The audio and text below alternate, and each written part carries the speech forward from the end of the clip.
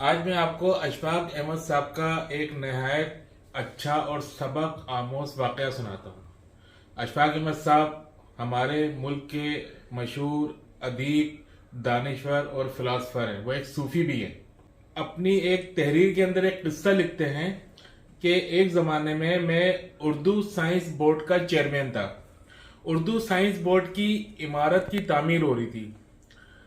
बड़े दिनों के बाद मौसम अच्छा हुआ था, गर्मी की शिद्दत खत्म हुई थी, तो मेरा एक काम करने वाला मैसन जो कि बड़ी मेहनत से काम करता था, हम उसको उजरत भी औरों की निस्बत हम थोड़ी ज्यादा देते थे।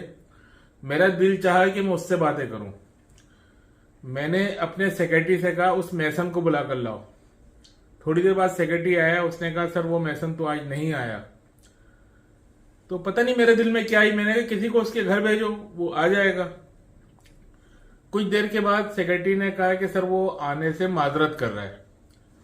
अब मेरी अना और गुस्से की कोई हद ना रही कि एक मामूली दर्जे का मजदूर इदारे के सबसे बड़े डायरेक्टर को मिलने से इनकार कर रहा है। मैंने कहा उसको जाके पैगाम दो, तुम आज आ जाओ, आज हम तुमको 3 गुना उजरत देंगे। लेकिन थोड़ी देर बाद जब पैगाम आया तो वो आया कि सर वो आज माजरत कर रहा है।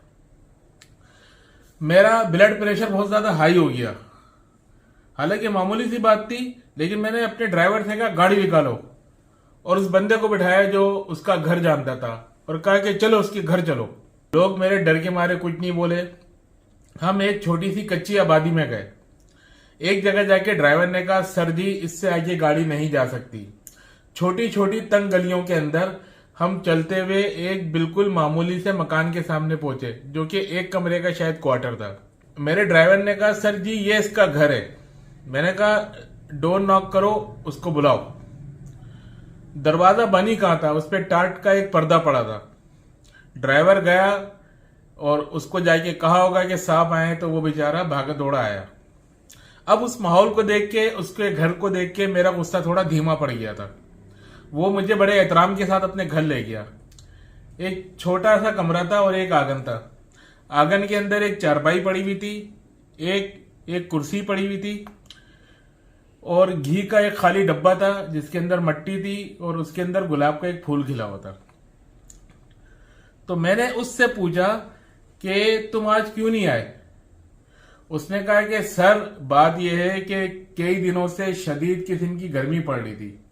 आज बादल छाए हुए हैं, हल्की हल्की फुहार भी कभी कभार हो जाती है, मौसम बहुत अच्छा है। मेरे यहाँ आज ये गुलाब का फूल खिला है। मेरी अभी शादी को ज्यादा अरसा नहीं हुआ, मेरे बेटे ने आज जो है पहली दफा अपने कदमों के ऊपर चलना सीखा है। बीवी कुर्सी पे बैठ जाती है, मैं चारपाई पे बैठ जाता हूँ।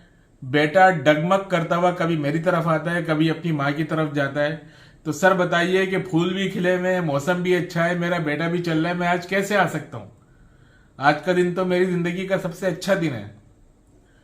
अशफाक अहमद साहब कहने लगे। मैं उसकी बात सुन के बहुत ज्यादा शर्मिंदा हुआ और अचानक उस मजदूर की बात सुन के मेरे दिल में ये ख्याल आया कि हम लोग कितना गलत करते हैं। हम अपने हाल से इंजॉय नहीं करते। या तो हम मुस्तकबिल की फिक्र और परेशानियों में खोए रहते हैं या हम माजी के वाकयात में खोए रहते हैं। माजी तो बीत गया, मुस्तकबिल तो अभी आएगा। असल चीज तो वो वक्त है जो इस वक्त हमारे साथ बीत रहा है। तो उस मजदूर की बात सुन के मुझे ये सबक मिला कि वो लोग बहुत ज्यादा खुश नसीब हैं, वो लोग बहुत ज्यादा खुश रहते हैं जो अपने हाल से एंजॉय करते हैं। यही हमारा आज का पैगाम है कि अपने हाल से एंजॉय करें। माजी में जो कुछ हो गया उसको याद रखें, लेकिन इतना नहीं कि आपके सर पे सवार रहें। और मुस्तकबिल की कोशिश करें, लेकिन अल्लाह ताला से उम्मीद के साथ।